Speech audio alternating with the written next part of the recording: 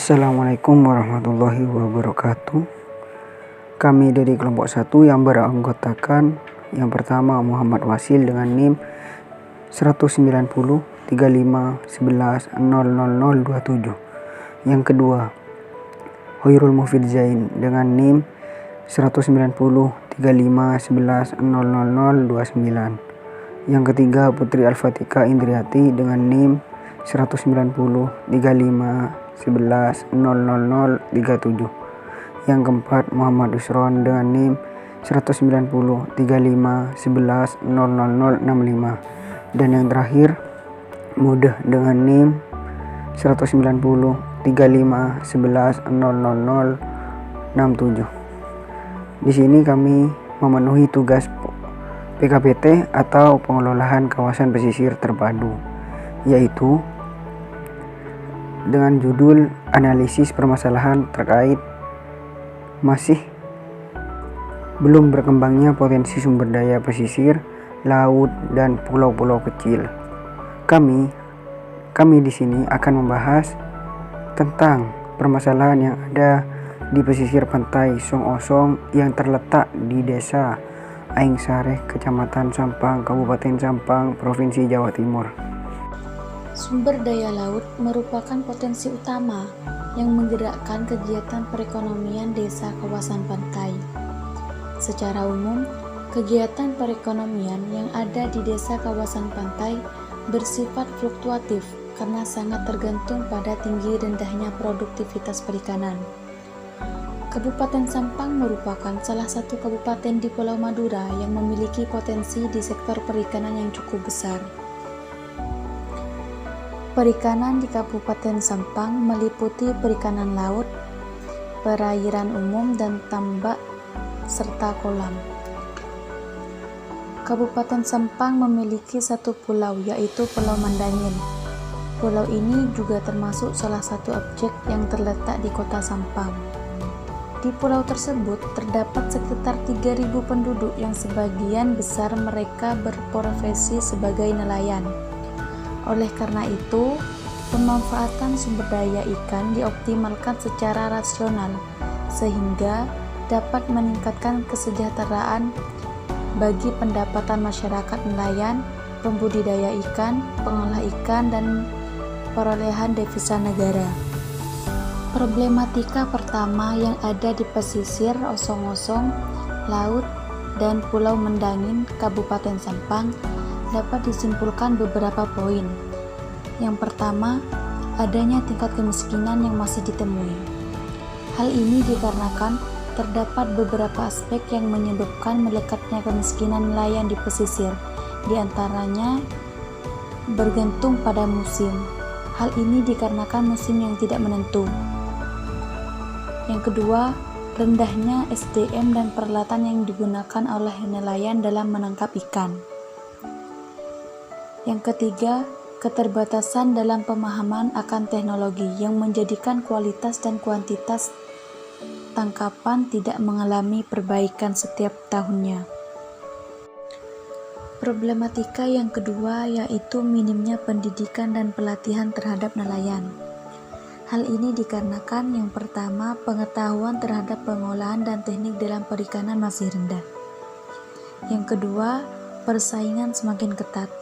Rata-rata nelayan kecil hanya mampu memanfaatkan sumber daya di daerah pesisir dengan hasil tangkapan yang cenderung terus menurun akibat persaingan dengan kapal yang besar. Yang ketiga, tangkapan ikan tidak segar. Hasil tangkapan yang kurang segar dapat menurunkan kualitas ikan itu tersendiri, sehingga dapat melemahkan posisi tawar dalam transaksi penjualan. Selanjutnya adalah kesetaraan gender. Lokasi pesisir Song-Osong yang jauh dari perkotaan dan jangkauan masyarakat luar menjadikan mayoritas masyarakat tersebut masih memiliki pola pikir yang sedikit kuno dan keterbelakang. Adapun dengan pendidikan yang masih rendah seperti yang telah disampaikan oleh saudari Mudah, sehingga mayoritas masyarakat di pesisir Song-Osong masih beranggapan bahwa sudah semestinya bahwa perempuan berada di dapur dan memasak. Ini membuktikan bahwa masih berlaku ketidaksetaraan gender di daerah pesisir Songosong. Baik, selanjutnya adalah akses air bersih dan sanitasi pada umumnya. Kondisi ketersediaan air bersih di berbagai daerah di Indonesia hingga saat ini masih memprihatinkan, terutama di pesisir pulau kecil, seperti contoh halnya di pesisir Osong-Osong Kecamatan Sampang. Persoalan air bersih tidak hanya terjadi di kota besar.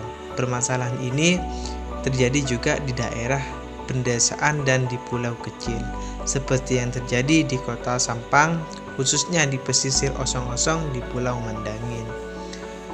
Pelayanan terhadap kebutuhan air bersih belum terpenuhi secara menyeluruh dan tepat di mana waktu mengalami kesulitan mendapatkan air bersih yang layak untuk memenuhi kebutuhan sehari-hari. Terlebih pada saat musim kemarau, air sungai dan sumur yang digunakan ternyata juga kurang sehat untuk dikonsumsi warga. Ketersediaan dan kualitas air bersih sangat diperlukan dan harus sesuai dengan karakteristik. Untuk mencapai standar kualitas air dengan mengacu pada Peraturan Pemerintah Nomor 82 Tahun 2001 tentang pengelolaan kualitas air dan pengendalian pencemaran air. Sedangkan untuk penyediaan air bersih yang layak untuk diminum harus memenuhi syarat-syarat sesuai dengan Permenkes RI Nomor 46. Permasalahan lainnya adalah infrastruktur pesisir Songosong yang kurang memadai.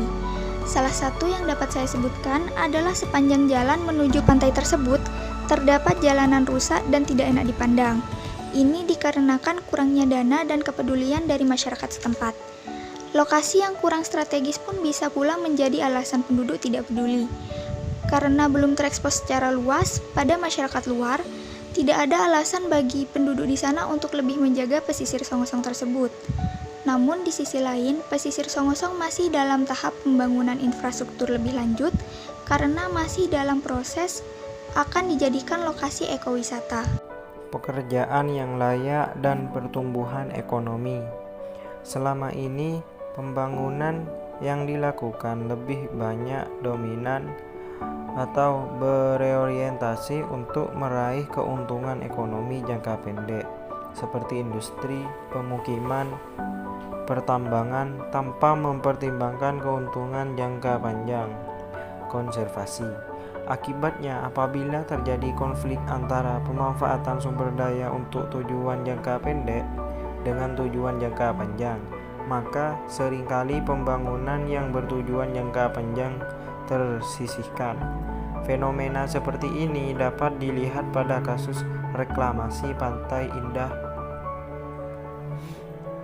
atau reklamasi di Pulau Seribu dan beberapa kasus-kasus lainnya. Kesadaran akan nilai strategis sumber daya dapat pulih dan jasa lingkungan bagi pembangunan ekonomi masih rendah. Dari sisi nilai strategis sumber daya hayati laut, sektor kelautan sebenarnya juga masih dipandang sebelah mata oleh pemerintah dan dunia swasta, karena dianggap nilai strategisnya masih kurang menarik dibandingkan nilai ekonomi jangka pendek dan menengah, sektor industri, pertambangan, dan pemukiman. Akibatnya, beberapa kawasan pesisir harus direklamasi untuk kepentingan kegiatan pembangunan, padahal bila dihitung nilai ekonominya tidak kalah dengan nilai ekonomi sektor lainnya. Tingkat pengetahuan dan kesadaran tentang implikasi kerusakan lingkungan terhadap kesinambungan pembangunan ekonomi masih rendah.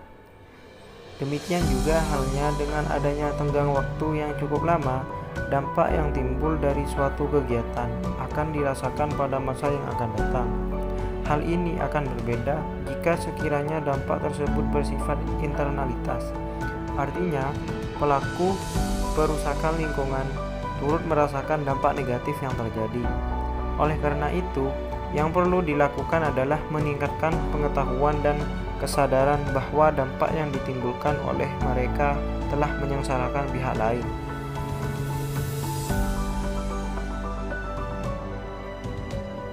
ketidaktahuan dan ketidaksadaran bahwa kegiatan yang dilakukan telah mengancam kesinambungan sumber daya pesisir dan lautan. Rendahnya kesadaran atau karena ketidaktahuan masyarakat bahwa kegiatan yang bersifat destruktif akan mengancam kesinambungan sumber daya telah menjadi pemicu terjadi berbagai fenomena kerusakan lingkungan seperti kerusakan terumbu karang, hutan mangrove, dan lain sebagainya. Tidak adanya alternatif mata pencaharian dalam banyak kasus.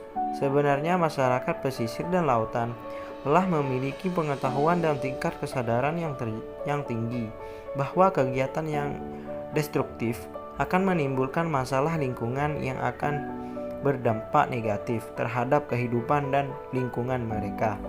Namun, karena mereka tidak memiliki alternatif lain untuk menyambung hidup, maka kegiatan yang bersifat merusak lingkungan tetap mereka lakukan. Kasus ini banyak terjadi di perairan Teluk Lampung, di mana masyarakat pesisir di sana melakukan pemboman ikan di kawasan terumbu karang. Adanya peluang untuk melakukan kegiatan yang bersifat destruktif, belum optimalnya lembaga atau instansi yang mengatur dan mengawasi pengelolaan sumber daya wilayah pesisir menjadi peluang untuk melakukan kegiatan destruktif. Perdamaian, keadilan, dan kelembagaan yang kuat. Selama ini, pengawasan, pembinaan, dan penegakan hukum masih lemah. Pengawasan, pembinaan, dan penegakan hukum yang masih lemah telah memicu timbulnya berbagai permasalahan lingkungan. Kurangnya pengawasan dan penegakan terhadap pelaksanaan hukum baik di tingkat bawah atau masyarakat maupun tingkat atas atau pemerintah membuat kecenderungan kerusakan lingkungan lebih parah. Hal ini dapat dilihat dari tingkat adanya suatu lembaga khusus yang independen dengan otoritas penuh melakukan pengawasan dan penegakan hukum yang mengatur pengelolaan sumber daya alam, terutama di pesisir. Saat ini di Indonesia telah banyak hukum dan peraturan yang mengatur tentang pengelolaan sumber daya pesisir dan lautan yang berkelanjutan. Namun, pada kenyataannya hukum dan peraturan-peraturan tersebut banyak yang tidak diimplementasikan. Hal ini disebabkan oleh lemahnya penegakan hukum atau law enforcement, egoisme sektoral egoisme, dan lemahnya koordinasi antara sektor. Peningkatan pencemaran di berbagai kawasan pesisir. Salah satu penyebabnya adalah karena kurangnya pengawasan terhadap sistem pembuangan limbah. Itu juga termasuk terhadap hukum. Demikian juga bila terjadi pelanggaran terhadap hukum, kadangkala sanksi yang diberikan relatif lebih ringan dibandingkan dengan kerusakan yang ditimbulkan. Akibatnya, kecenderungan untuk melakukan pelanggaran terus meningkat. Permasalahan selanjutnya yaitu penjagaan ekosistem laut dan darat yang dibahas oleh saya sendiri. Nah, sebelum saya membahas permasalahan tersebut, di sini saya mensurvei tempat lapangnya pada tanggal 30 Oktober 2020. Dari jam 9 sampai jam 11 lebih. Ya, langsung saja saya memantau dan melihat di sekitarnya, bahwasannya di pinggir pantai dari awal saya masuk ke lokasi, di perjalanannya itu banyak sampah-sampah yang berserakan, apalagi di pesisir pantainya. Bahkan di sana banyak mangrove yang masih kokoh, namun mangrove di akarnya itu banyak sampah-sampah tersebut. Kenapa demikian? Kenapa demikian banyak sampah-sampah yang berserakan? Karena kurangnya rasa kesadaran masyarakat sekitar akan kebersihan di pesisir tersebut. Jika masyarakat berpikir panjang, maka masyarakat pasti akan mendapatkan hasil yang memuaskan. Dengan hasilnya apa? Yaitu hasilnya masyarakat pesisir pastinya mendapatkan nilai ekonomi. Bahkan di pesisir Pantai Songosong tersebut bisa dijadikan ekowisata yang dapat menambah penghasilan masyarakat sekitar serta membuka lapangan pekerjaan bagi masyarakat sekitar pesisir tersebut, terutama yang berada di desa Engsareh tersebut.